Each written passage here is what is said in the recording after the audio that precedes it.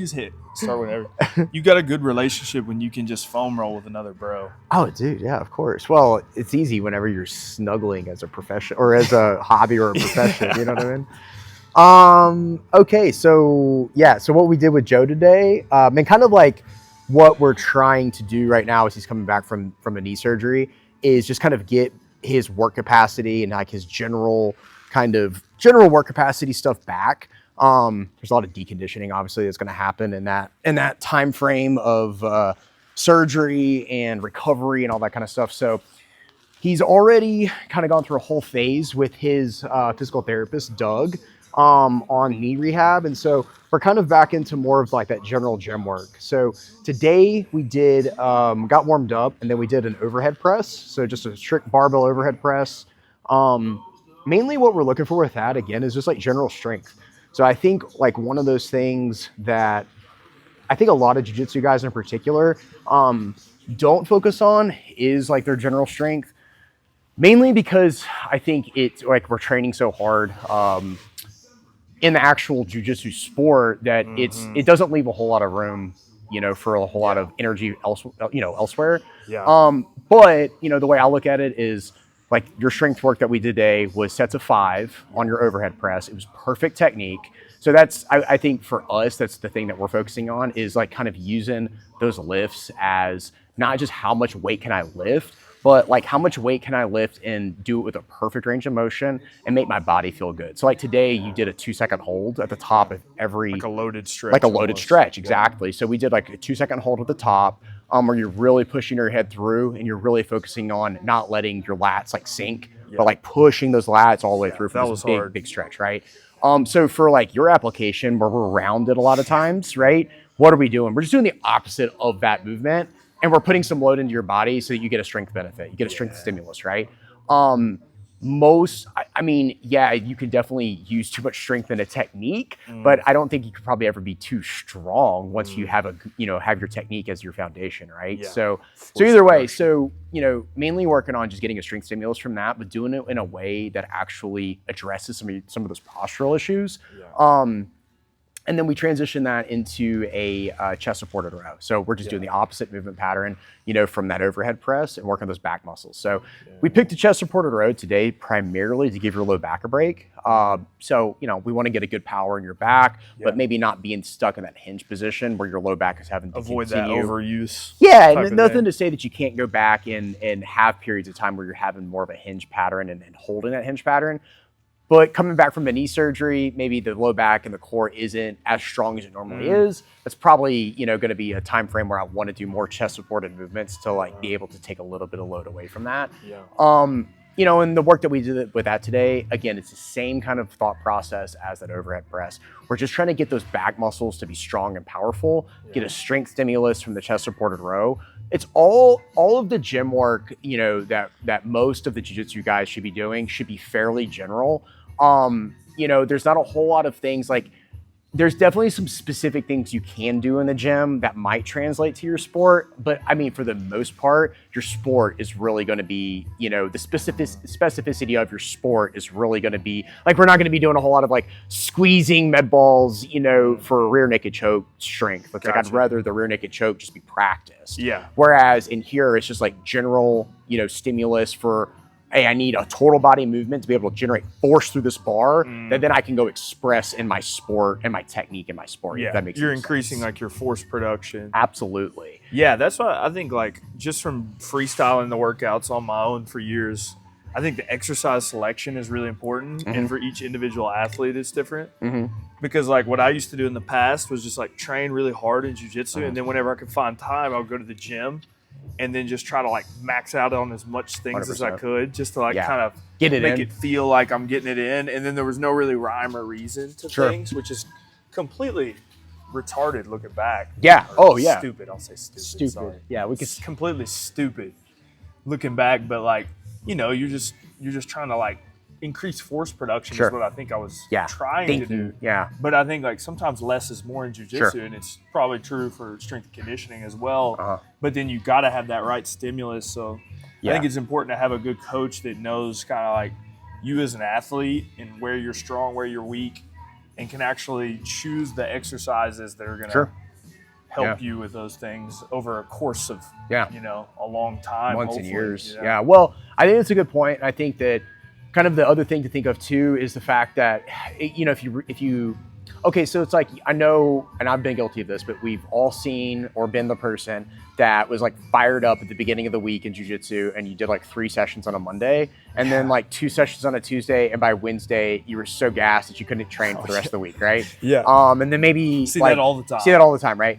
And so, you can do the exact same thing in the gym, where it's like that kind of example that you just gave.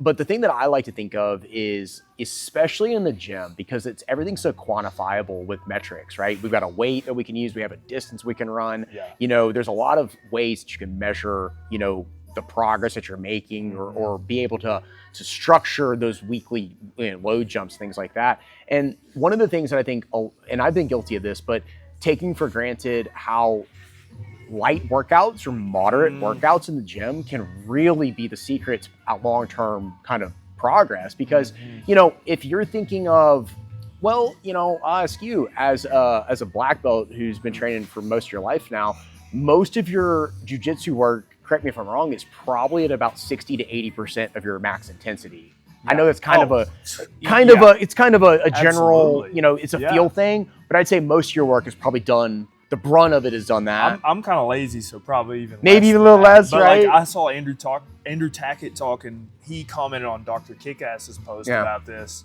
He was talking about heart rate zones, and Tackett was like, during a 2-hour session, I was only at that like kind of like red zone, like high heart rate for like less than 30 seconds or something crazy. Yeah, something like really, He's like, really short. most of the time I'm in that, was it yellow zone? Yellow, like, orange, something like that probably. Whatever, you know, and I think, and he's like known for his scrambles. Sure, for sure. Well, and I think that like, it's especially in the weight room, it's one of those things where taking for granted that, especially that 60 to 70% work, especially, kind of factoring in the fact that if you are training, if you're a professional grappler, or even if you're just a hobbyist that likes to train a lot, if you're training 5-6 times a week, or maybe in your case, multiple times a day, like, good luck pushing past 85% in the weight room on a consistent basis. Like, your soft tissue is just not going to be able to take it. So how often do you think you do need that? Because there is a benefit to finding that high. I think it depends on, especially with a jiu-jitsu athlete. I think we want like the force production, for right? sure. But yeah, I think it depends on the person, and in the case of the jiu-jitsu athlete, and what their specific needs are, what their game is like. If there's somebody that relies a lot on their athleticism, and that maybe they have a game that's a little bit more geared towards that, like a Nicky Rod. Yeah, then maybe those phases prior to competition might incorporate a different strategy. But I think that, to answer your question, I think that for the most part, those higher intensity phases are, generally speaking, if you have a guy that maybe needs to get a little stronger, then you can have some higher weight phases, higher percentage phases away from competition, kind of at a time whenever maybe they can pull back a little bit on jiu-jitsu volume. So that's one time with a specific need. Another time with a specific need. Now, I would say that this is going to be much more of your advanced kind of guy. So I think this is I think the first scenario is probably more common for most of the jiu-jitsu guys. But let's just take a guy who's been training, properly in the gym for a long time. There's going to be a period several weeks before competition, whenever kind of you have maybe 6 to 8 weeks before competition, you could have kind of a low volume, high intensity strength phase that then kind of feeds into, more of a power phase where you're doing a lot of powerful movements. Yeah. Maybe you're doing more of like your cleans or your throws or things like that to kind of potentiate that, that force production into your competition. Now, there's a lot of things with tapering and things like that without getting on into that, but that's kind of the general idea. That makes sense. Have you seen Dante Leon's strength and conditioning? Oh, yeah. Program? He does like conjugate method, like West Side Barbell. It's just interesting how different people like treat it differently. And like you said, maybe his game, like, he feels that benefits him because of the style of game he plays. Yeah, I honestly... Whereas like Gordon Ryan's is more almost like, it seems like he's like doing bodybuilding stuff. It is. I think that, that's a complicated one, because I think that oftentimes the guy that is the best at a sport is oftentimes not the guy to look at as But Dante, which is a tricky thing, right? I mean, that's weird. Dante though, the style that he kind of follows or whatever, I honestly think that's one of the best ways to approach jiu-jitsu in particular, or MMA in particular, because you're basically doing like a max effort method day and a dynamic effort method day. And so you keep both of those power and stimuluses. then speed.